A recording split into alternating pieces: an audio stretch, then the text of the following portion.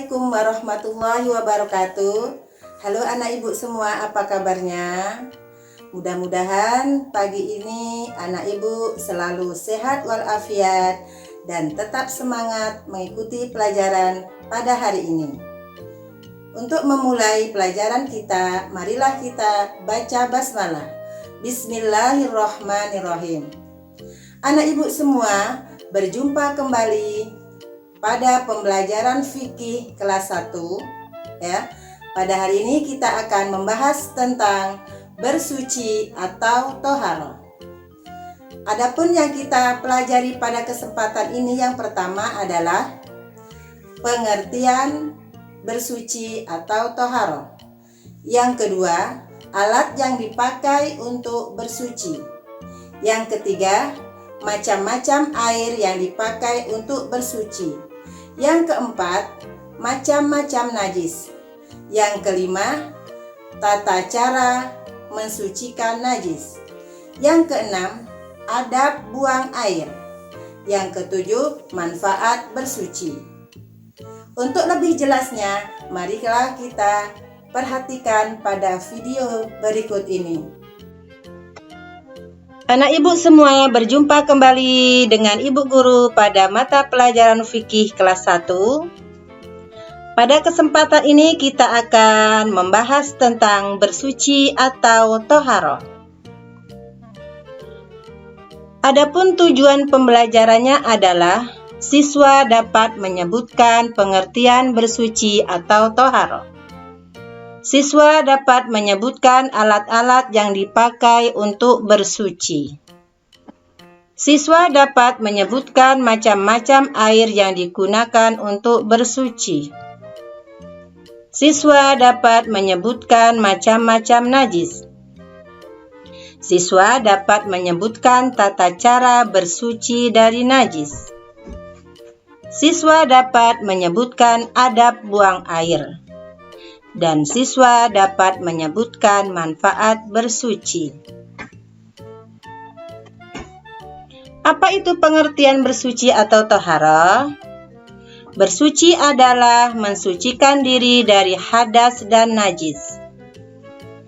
Najis adalah kotoran yang menjadi sebab terhalangnya seseorang untuk beribadah kepada Allah.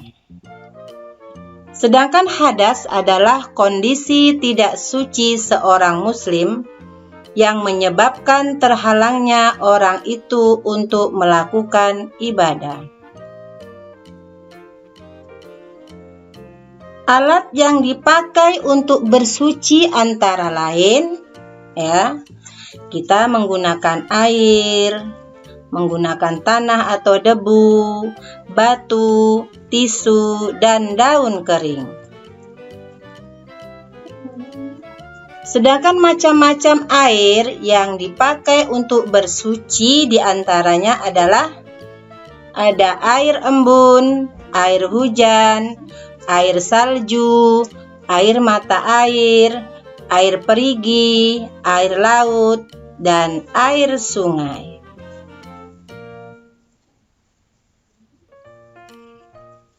Macam-macam najis terbagi 3. Yang pertama adalah najis ringan atau disebut juga dengan najis muhaffafah.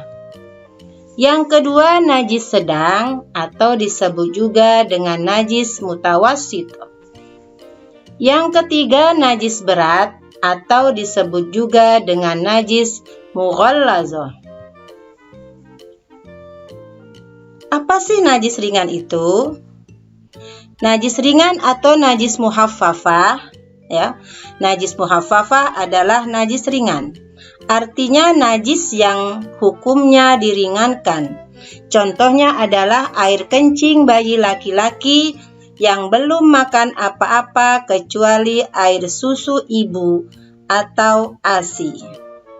Cara mensucikannya adalah dengan cara memercikkan air di tempat yang terkena najis sampai bersih meskipun bukan di air yang mengalir. Yang kedua najis sedang atau disebut juga dengan najis mutawassithah.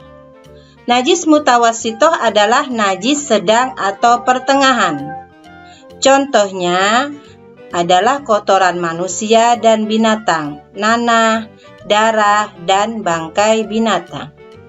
Cara mensucikannya najis ini adalah dengan menghilangkan najis itu dengan air sampai hilang zat, warna, dan baunya.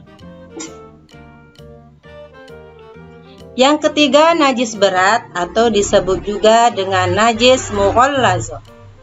Najis mughallazoh adalah najis yang berat. Najis ini ditetapkan berdasarkan dalil yang pasti. Yang termasuk najis ini adalah anjing dan babi. Misalnya, terkena darah atau jilatan dan air liurnya. Cara mensucikan najis ini adalah dicuci atau dibersihkan dengan air sebanyak 7 kali, 1 kali diantaranya dengan air yang bercampur dengan tanah yang suci. Bagaimana tata cara bersuci itu? Kalau kita sedang hadas kecil, maka cara bersucinya dengan cara berwudu atau tayamum. Kalau kita sedang hadas besar, maka cara bersucinya dengan mandi. Dan kalau kita sedang buang air, maka cara bersucinya adalah dengan cara beristinja. Apa sih wudu itu? Ya, wudu adalah salah satu cara mensucikan anggota tubuh dengan menggunakan air suci dan menyucikan.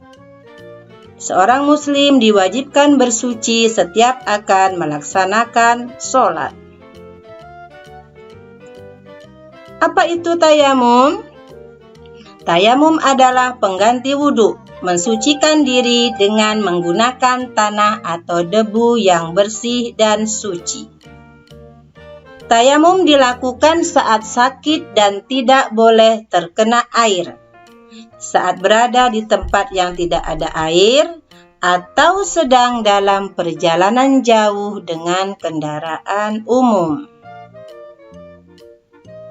Apa itu mandi? Mandi adalah bersuci dengan cara meratakan air ke seluruh tubuh dari ujung kepala hingga ujung telapak kaki dengan niat tertentu.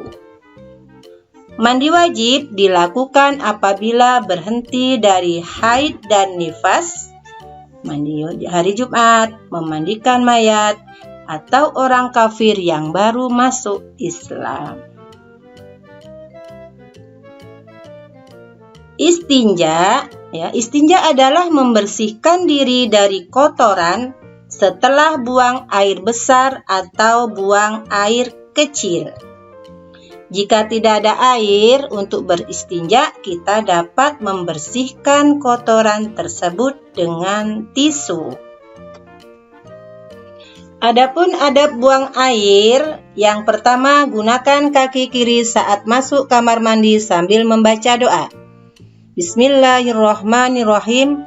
Allahumma inni a'udzubika minal khubusi wal khaba'is. Artinya, ya Allah, aku berlindung padamu dari setan laki-laki dan setan perempuan.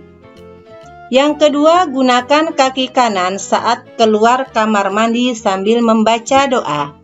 Bismillahirrahmanirrahim. Alhamdulillahilladzi azhaba annil adza wa afani.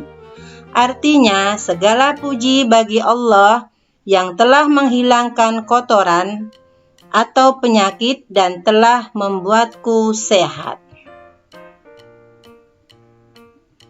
Yang ketiga, gunakan alas kaki ketika masuk kamar mandi. Keempat, beristinjalah sampai bersih. Kelima, gunakan tangan kiri ketika beristinja.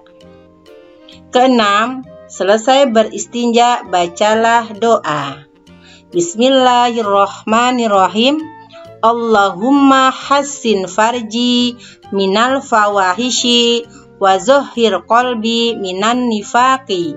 Artinya, ya Allah bersihkanlah farjiku atau kemaluan dari keburukan dan bersihkan hatiku dari nifak atau kemunafikan. Yang terakhir adalah manfaat bersuci. Manfaat bersuci antara lain, yang pertama menjaga kesehatan, kedua menjaga kebersihan, ketiga terhindar dari penyakit, keempat hidup akan selalu bersih, kelima terbiasa hidup bersih, keenam memiliki akhlak mulia, dan yang ketujuh hidup menjadi berkualitas.